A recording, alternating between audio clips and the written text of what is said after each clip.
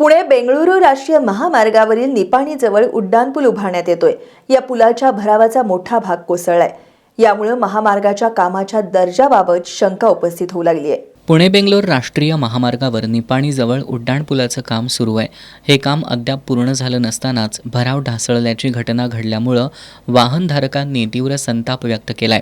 निकृष्ट दर्जाचं बांधकाम, अपुरी गुणवत्ता तपासणी आणि कामातील हलगर्जीपणा यामुळेच हा प्रकार घडल्याचा आरोप स्थानिकांकडून करण्यात येतोय। भराव ढासळल्यामुळं काही काळ वाहतुकीवरही परिणाम झाला।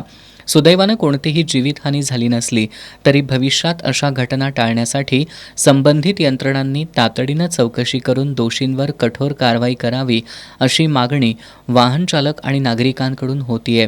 दरम्यान कोट्यवधी रुपयांच्या स्वखर्चातून सुरू असलेल्या राष्ट्रीय महामार्गाच्या कामात दर्जेदार बांधकामाला खरंच प्राधान्य दिले जाते का असा प्रश्न उपस्थित होतोय।